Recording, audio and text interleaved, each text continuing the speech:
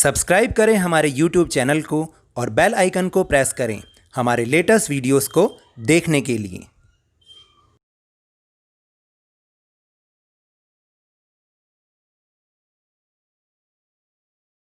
Hello and welcome to Lovneesh sir की class. आज की ये शिक्षा निदेशालय राष्ट्रीय राजधानी क्षेत्र दिल्ली की वर्कशीट नंबर 41 जो कि क्लास 10th के स्टूडेंट्स के लिए है। यह ली गई है सामाजिक विज्ञान के भूगोल विषय से और जिसमें हम पाठ समझ रहे हैं भारतीय अर्थव्यवस्था की जीवन रेखाएं। और आज का जो टॉपिक है इस वर्कशीट का वो है वायु परिवहन। तो आप सब तो जानते हैं कि पिछले कुछ वर्कशीट से हम इस पाठ को समझने का प्रयास कर रहे हैं और हर वर्कशीट में हम कुछ इस पाठ के बारे में नया सीख रहे हैं। पिछली वर्कशीट में हमने किसके बारे में पढ़ा था? जल परिवहन और समुद्री पत्तन के बारे में। और आज की वर्कशीट में हम समझ रहे हैं वायु परिवहन, यानी परिवहन का एक और साधन। हमने परिवहन के 3 या 4 साधन पढ़े, जैसे सड़क परिवहन और रेल परिवहन। पिछली वर्कशीट में जल परिवहन और आज हम समझ रहे हैं वायु परिवहन। तो चलिए शुरू करते हैं मेरे साथ और समझने का प्रयास करते हैं। वायुयान यातायात का तीव्रतम किंतु महंगा साधन है। भारत जैसे विशाल तथा व्यापक जलवायविक विविधता वाले देशों में वायु परिवहन का महत्व काफ़ी बढ़ जाता है। तो देखिए ना, ये बताया गया है कि ये तीव्रतम तो है लेकिन उसके साथ साथ महंगा साधन है, क्योंकि भारत एक इतना विशाल है देश है और व्यापक जलवायविक मतलब कि यहाँ पर अलग अलग जलवायु है, अलग अलग धरातल हैं, सब चीज़ों में विविधता है। तो ऐसे देशों में वायु परिवहन का महत्व काफ़ी बढ़ जाता है। वायु परिवहन आंतरिक परिवहन के साथ साथ दूसरे देशों के साथ संपर्क स्थापित करने की दृष्टि से भी काफ़ी महत्वपूर्ण है। यानी यह देश के भागों को, आंतरिक भागों को तो आपस में जोड़ता ही है, बल्कि देशों के साथ भी हमारे देश को जोड़ता है। यात्रा एवं माल परिवहन के अलावा देश की रक्षा के लिए भी वायु यातायात का विकास बहुत आवश्यक है। देखिए, यात्रा और माल परिवहन के लिए तो है ही, ये ज़रूरी है वायु परिवहन की। हमें यात्रा करनी होती है, इसमें कम समय लगता है, तो इसलिए हम वायु परिवहन को सबसे ज़्यादा प्रेफर करते हैं। या अगर हमें कोई सामान जल्दी से जल्दी भेजना है तो भी हम वायु परिवहन से भेजते हैं। लेकिन इसके साथ साथ देश की रक्षा के लिए भी ये वायु परिवहन बहुत ज़्यादा ज़रूरी है। जैसे कि आप आजकल की स्थिति में तो देख ही रहे हैं ना कि एक नया जो युद्ध का जहाज़, उसका नाम क्या है बताइए, जो फ्रांस से आया है, उसका नाम क्या है? Yes, Rafale. तो वो भी वायु यातायात का ही एक हिस्सा है, वायु परिवहन का ही एक हिस्सा है और वो हमारी सेना की काफ़ी मदद कर सकता है। फिर आपातकालीन स्थिति में वायु परिवहन की सुविधा महत्वपूर्ण भूमिका निभाती है। तो देखिए, जब कभी इमरजेंसी होती है, आपातकालीन स्थिति होती है, तब ये वायु परिवहन ही हमारे को उस समस्या से छुटकारा दिला सकता है। तो इसलिए इसकी महत्वपूर्ण भूमिका होती है। जैसे कि आप देखिए ना कि मान लीजिए, अगर आपको याद हो तो 2013 में जब ये केदारनाथ की त्रासदी हुई थी, तो वहाँ पर कोई भी यातायात का साधन नहीं जा सकता था।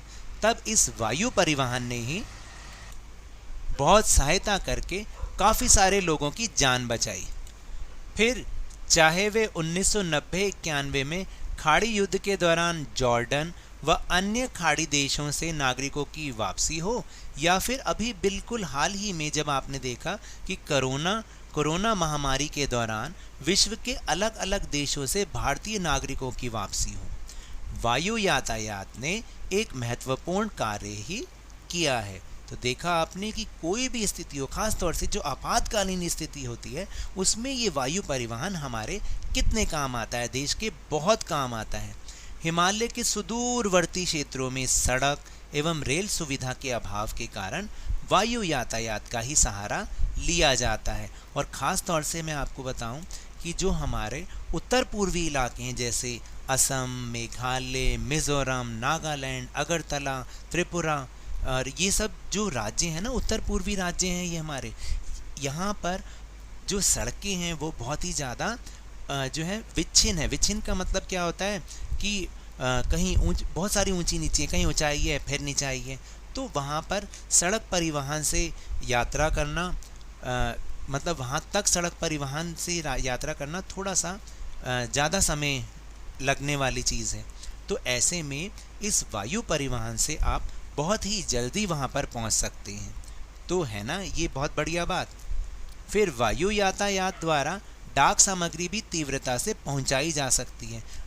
क्या आप जानते हैं कि ये जो हमारी डाक सुविधा है या जो हमारी डाक सामग्री है, यह भी अगर जल्दी से जल्दी पहुंचानी हो तो वो वायु यातायात के द्वारा ही पहुंचाई जाती है। जिसे जैसे आपने देखा होगा एयर मेल जिसे हम कहते हैं, एयर मेल वो होती है, वो डाक होती है जो हम वायु यातायात के द्वारा पहुंचाते हैं। तो अब इसके बारे में कुछ और बातें हम अब समझ रहे हैं।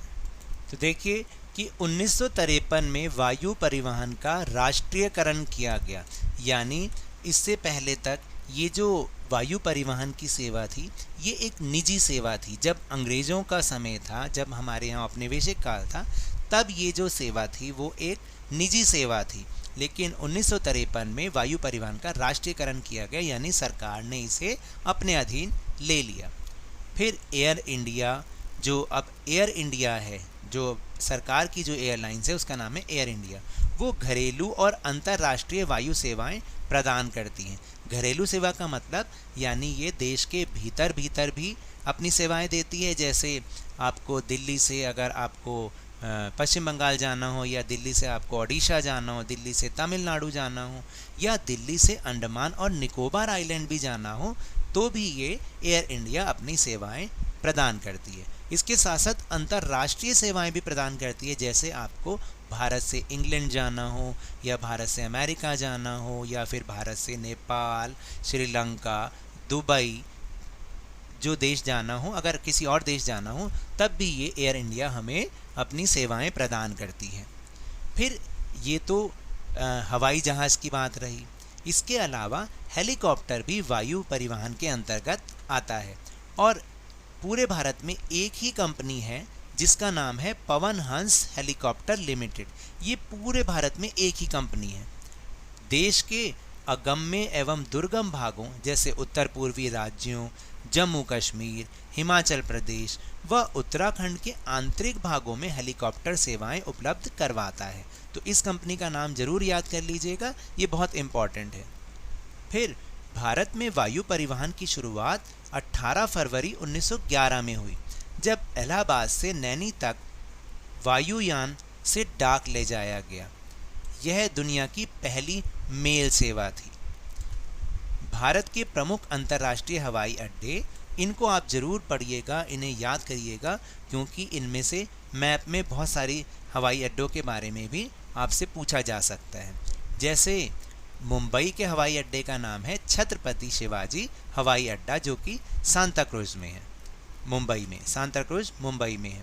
फिर दूसरा अपने दिल्ली का इंदिरा गांधी अंतर्राष्ट्रीय हवाई अड्डा पालम में ये है, ये हमारे दिल्ली का हवाई अड्डा है। फिर तीसरा जो कोलकाता का हवाई अड्डा है उसका नाम है नेताजी सुभाष चंद्र बोस हवाई अड्डा, ये दमदम में है, कोलकाता में। और चेन्नई में जो हवाई अड्डा है उसका नाम है मीनाम्बकम हवाई अड्डा, चेन्नई। तो ये कुछ प्रमुख हवाई अड्डे हैं, एयरपोर्ट हैं, जो कि जहाँ पर हैं उसके बारे में बताया गया है। तो ये तो थे हमारी वर्कशीट के टॉपिक। चलिए अब हम चलते हैं अपने प्रश्नोत्तर की ओर। प्रश्न नंबर 1 है, एयर इंडिया से जुड़े कुछ देशों के नाम लिखिए।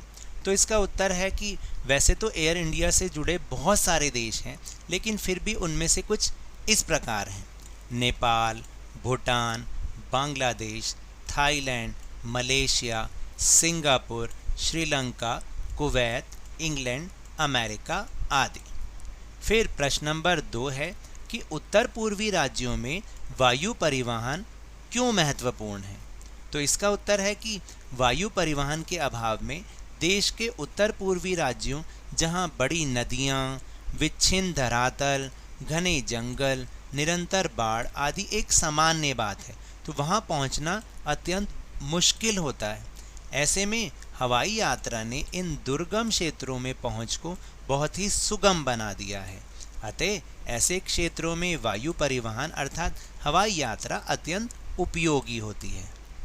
फिर तीसरा प्रश्न है कि वायु परिवहन का राष्ट्रीयकरण कब किया गया? तो इसका उत्तर है कि वायु परिवहन का राष्ट्रीयकरण 1953 में किया गया। और चौथा प्रश्न है कि आपातकालीन परिस्थिति में कौन सा परिवहन सबसे उपयुक्त है? तो आपातकालीन परिस्थिति में वायु परिवहन ही सबसे उपयुक्त परिवहन का साधन है। तो लीजिए अब वो सेक्शन जिसका बहुत से स्टूडेंट्स को इंतज़ार रहता है। 5 सवाल हर हाल तभी करोगे बोर्ड में कमाल। तो आज का पहला प्रश्न है वायु परिवहन के लाभ और हानियां लिखिए। दूसरा प्रश्न है कि भारत में वायु परिवहन की शुरुआत कब और कैसे की गई। तीसरा प्रश्न है कि भारत में हेलीकॉप्टर सेवा उपलब्ध कराने वाली कंपनी का नाम लिखिए। फिर चौथा प्रश्न है कि इंदिरा गांधी अंतर्राष्ट्रीय हवाई अड्डा और छत्रपति शिवाजी अंतर्राष्ट्रीय हवाई अड्डा कहाँ स्थित हैं। और आज का पांचवा प्रश्न है एयर इंडिया के अलावा वायु सेवा प्रदान करने वाली 2 निजी कंपनियों के नाम लिखिए। तो ये तो थी आज की वर्कशीट। अगर मेरे इस तरह समझाने से आपको थोड़ा सा भी समझ में आया हो तो इस चैनल को ज़्यादा से ज़्यादा सब्सक्राइब कीजिए, लाइक कीजिए और बहुत ज़्यादा शेयर कीजिए। और मेरे साथ इसी तरह वर्कशीट को समझते रहिए, लेकिन ध्यान, मन और बहुत मेहनत के साथ पढ़ते रहिए। धन्यवाद।